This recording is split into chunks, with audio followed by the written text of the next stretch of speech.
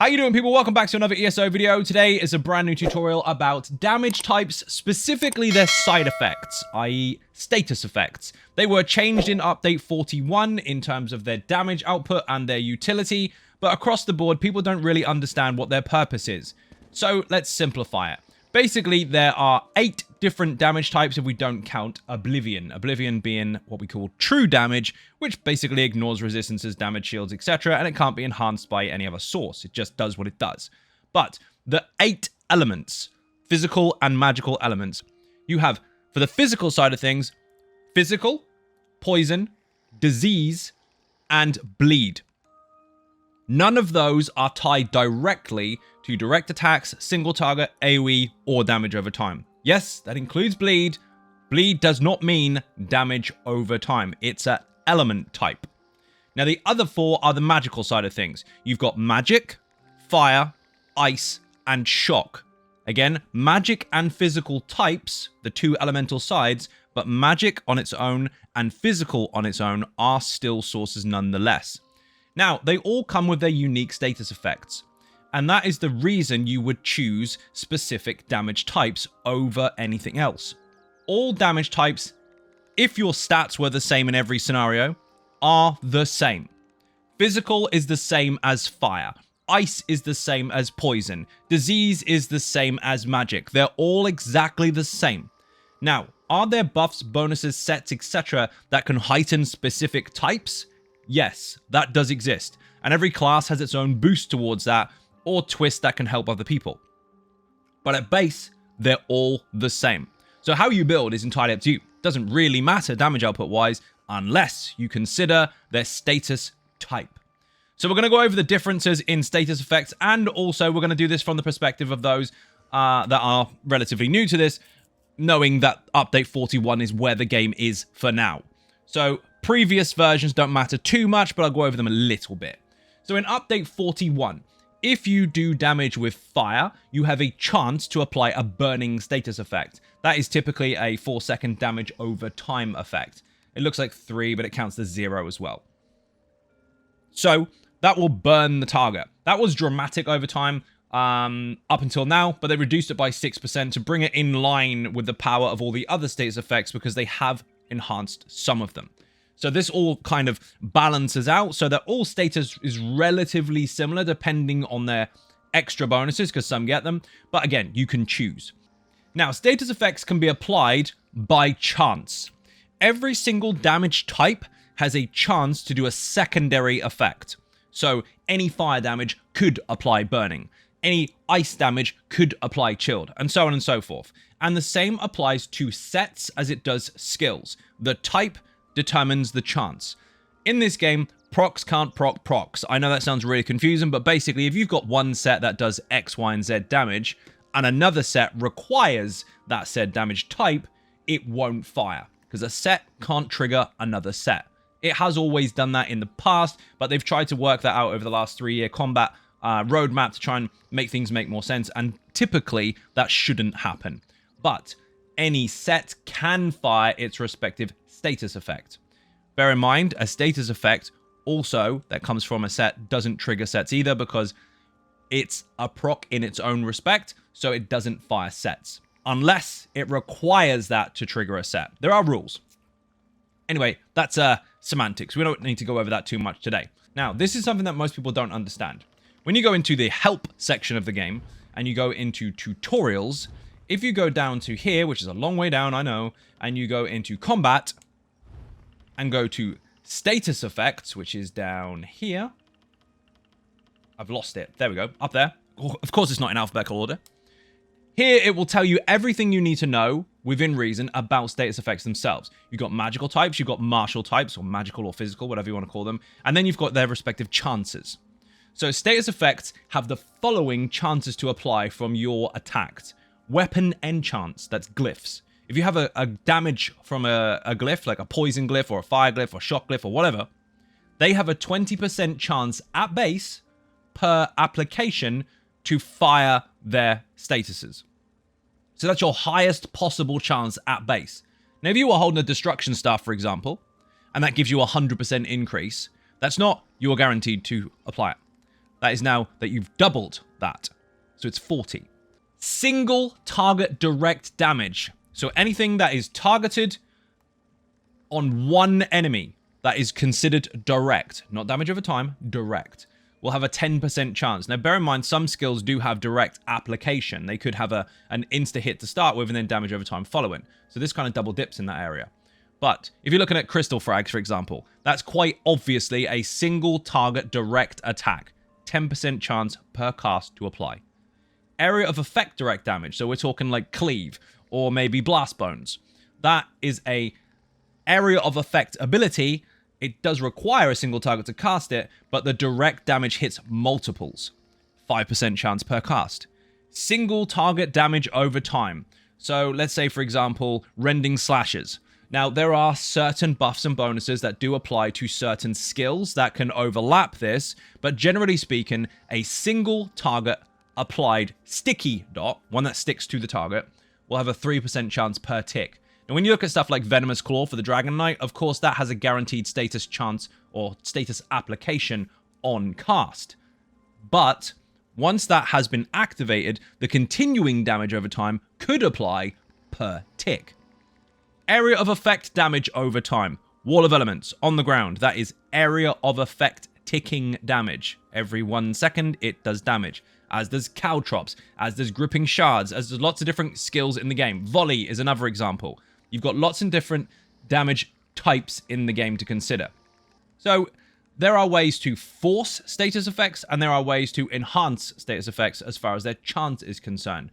Always consider your weapon passives, your skill passives, or the bonuses themselves from sets and skills that apply directly. And here's the most important part.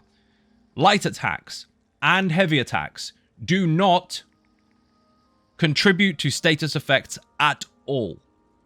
So holding a lightning staff and spamming light attacks, or holding a flame staff and spamming light attacks, or holding dual wield and spamming light attacks do not fire their statuses. They do fire their glyphs though. So these are the things you have to consider. This is your base status chance. Now we're going to go over the differences in them. So if you have any fire damage whatsoever from a set or from a skill, you have the damage type chance to fire it. Now burning is from fire. Burning is a 4-second damage over time, as you can see in here. We'll go back to the tutorials with the combat and the status effects. It's a 4-second damage over time, and it can be applied over top of itself by you personally, but every time you do it resets. It's very powerful, it does hit quite hard, and obviously the higher your offensive stats, the better that will be. Frost damage applies chilled, which is slightly different. That is a direct hit. It's not damage over time, it's an insta-cast direct hit on single target. So if you are building for a certain purpose, consider that. Chilled also, while dealing damage instantly, applies minor maim for 4 seconds, which reduces the damage done of the target. It makes them hit for 5% less for you and the group, which is quite nice because that enemy is now weakened.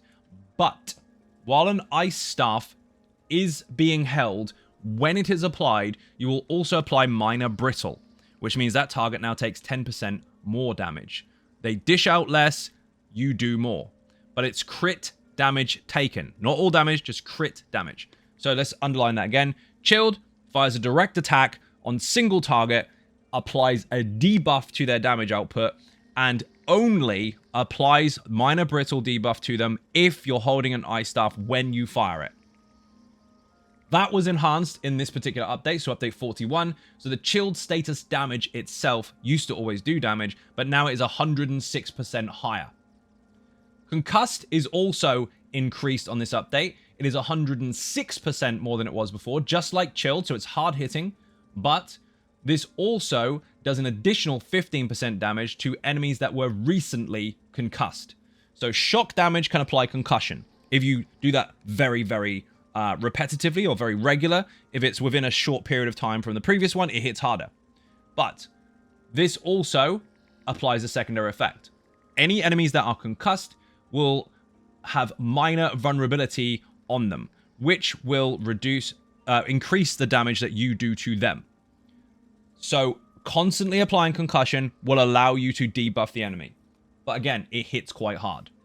Magic damage applies overcharge, instantly dealing damage, and it also restores 65 magicka per activation to the caster, and it is now 106% stronger as well. So all 4 of these have been altered in this new update, but they all still apply the same as they did before. So, apply the status, fire is damage over time, frost is direct, shock is direct, magic is direct, but they all give you bonuses. One more thing about overcharge is that if you do apply it, you also apply minor magic steal to the target, so anyone attacking it will actually restore magicka over time. So, per second. Minor magic steal has been used a lot in the game from other sources, but now with the increased benefit of that being on the status chance side of things, it's a lot easier to apply it just from a build spamming magical attacks than it is to kind of micromanage it with other people. But again, you're going to have downtimes if you don't build for status. So you might want to use a skill, you might not. Martial types or physical types. Bleed. Bleed is a damage type just like every other. It could be direct, could be area of effect, could be damage over time. There's lots of different types. It's called bleed because it can apply hemorrhage. This deals damage over 4 seconds, much like burning does, but this comes with an extra side effect. This actually stacks up to 3 times. Now, at base, this is 25% weaker than burning. If you stack 3 times, it hits harder than burning, but if you only have 1, it doesn't. So it can almost equal it at 2 stacks, but it will definitely oversee it at 3. Again, that did have mangle before. That's irrelevant now because it does not, but the more you can stack this, the better. If you can't stack and stack and stack it, it's still going to be a nice bonus to damage, but it's not going to be as hard as other sources. Damage has been changed with disease, because disease now actually does 88% more than it used to, but on application, it actually hits multiple targets. Disease damage instantly hits the target and then splashes nearby enemies, which, by the way, applies minor defile. Minor defile reduces healing taken and damage shield strength, which is insane, and it stacks with major. But just bear in mind, the damage that splashes to nearby enemies, which can happen once every 4 seconds, is something that you can actually control by deliberately applying stuff that can guarantee disease. So, Nightblades, look out. Also, Necros with the new Blast Bones, this is mental. Blast Bones can apply area of effect attacks instantly. It's guaranteed disease. That's a pop on its own that then splashes nearby targets. So while its base is lower than other status effects, the side effect is quite nasty. The area of effect that it splashes is actually 6 meter radius around the target, and it does actually do a significant amount if you build for it. But again, they are different because they want you to make choices. This is more debuffy, but it does control the debuff for lots and lots of enemies, whereas some sets will only do it to individual targets. When it comes to the physical side of things, this was actually buffed a significant amount. This actually now does an improved 106% damage on impact, but it also applies minor breach, which it always did do, which is almost 3k reduction to resistances, so people hit it harder, but it has an extra bonus. Every time you apply Sundered from a physical damage source, you will give yourself 100 weapon and spell damage. That doesn't stack. It refreshes. So you will always have 100 extra weapon and spell damage if you can constantly maintain that. And finally, Poisoned. Poison used to be damage over time for 6 seconds, whereas burning was for 4. They brought this down so that it's 4 seconds equal to that of burning. Now, generally speaking, they have reduced the actual damage per tick, so that comes in line now with the reduced timer, but the damage is considered as execute damage, which means it will do up to 100% bonus damage to targets under 100% health. So the damage now dynamically updates. So it's not a case of like burning or hemorrhage if you built all the stacks up, where it's consistent. This actually ramps up. The lower the health, the more damage. So hopefully that helps you understand how the damage sources actually work. But essentially overall, for update 41, for those of you that have been playing for a long time, all statuses now are consolidated into their own areas, but they all do a significant amount of damage versus what they did before. Again, burning is slightly reduced, but it was already way, way higher than the rest of them. The rest have been brought up to kind of match that. So now it's not just I do fire damage or I do poison damage, and it's the same as every other damage source. It's I do poison damage, and I have this status effect that is now hitting harder, that has this extra bonus, and so on and so forth. They have been altered quite a lot. So in regular content, all of your statuses are going to do almost double, depending on their source, excluding burning, and a slight twist from hemorrhage. All of them are more relevant than they were before, with their own unique buffs, bonuses, debuffs, whatever. And you can also take advantage of very big buffs and bonuses in the Infinite Archive if you weren't already doing so. For those that have been playing the Infinite Archive, you probably know full well that Focused Efforts gives you a 500% increase to status damage. That is now a lot higher because while that increase is still there, your base has gone up. So, now that gives you a reason to specifically build for different types. If you want to make a full poison build with loads of statuses, you're going to have dots going off all over the place with constant execute power. If you want everything to just burn, you can do loads and loads of fire. If you want extra weapon and spell damage at the same time as applying debuffs, you go for physical. And they all have their own benefits.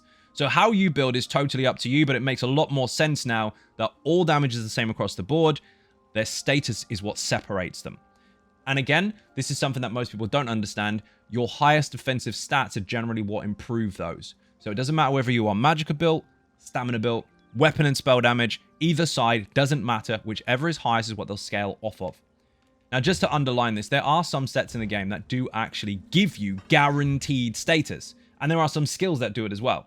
So if you go to the transmutation station, we're going to pick up a couple of things here. So if we go to one of the new dungeons, which is, where have you gone?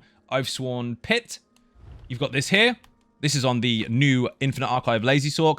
This makes an area of effect burst, scaled off of your highest defensive stats, and guarantees burning status effect to every target hit. You don't even need to build for status chance for that. You just have it. Then you've got things like, where is this gone? Icy Conjurer doesn't guarantee that, but it could fire. You've got Fanglair, you've got Kalurians. Kalurians, when you deal damage, crit damage in fact, you fire off a projectile. Lots of different types of damage that this fires. It can fire fire, frost, shock, or disease. But whichever one does fire, guarantees their status effect. You see where I'm going with this? I mean, even if you go as far as Scalecaller Peak, and you've got the Zahn Helmet, that does a fire beam, and every target caught guarantees burning. So you've got choices. You can either pick specific sets that control it by default on a timer, or you can build for chance. Now, there's several different ways to build for chance, but you can stack them. So you can go into your champion points and get these passives. So you've got increased chance with magical status, which is 60%, and increased chance with physical. At the same time, you've also got benefits to that because we've now got a recent slottable that allows you higher penetration values for more status effects on target, which can be from you or group members, and they can stack up together. You've also got your traits. So if you have your weapons, you've got lots of different variants for this. You've got increased weapon and spell damage, increased chance, training, all that stuff. But if you changed your weapon to charged, you would then get an increase to your base status chance. So if you have 20% on your glyph to start with, then you're holding a destruction staff, we'll get to that passive in a moment, which will double that. And then you've got this, which will times it by 2.3. Again, you are looking at a very, very, very likely chance that you will fire it on repeat. You then stack that with extra reduction to cooldown, like Turok's Pact, for example. You can basically fire it left, right, and center. But there's lots of different ways to do that. And again, with passives, like I said just then, you've got the Destro passives, which will enhance your status chance for holding a staff. And that's not to say that those are the only things. Every class has their own respective benefits to damage types or status types or even skills that guarantee status. Even the vampire and werewolf side of things have been altered recently, so some of their skills guarantee bleed. You've got lots of ways to take advantage of it. So when you're looking into how to build, consider which statuses you do want to take advantage of, if you do at all, before you decide your damage types. Or mix it up. So hopefully that helped. Hopefully that didn't make things too complicated. But just remember, in-game, while it doesn't give you the full stats, you have got the help option. You can press tutorials, combat, synergies, or status effects even, and read up on their chances and how they apply. There are slight intricate details towards those if you want to go into that, but that is for those that want to. For those that don't, You just need to know how to make them fire. So, thank you very much for watching. Again, hopefully that helped. If you're not subscribing already, obviously hit that button. It is free. And if you want to follow on socials, there are links below in the description for all the usual social media platforms and, of course, the website xynodegaming.com. If you want to help support on Patreon, there is a link for that as well, which will give you access to the private Discord channel. Failing that, see you in the next video. Thank you very much, and bye-bye.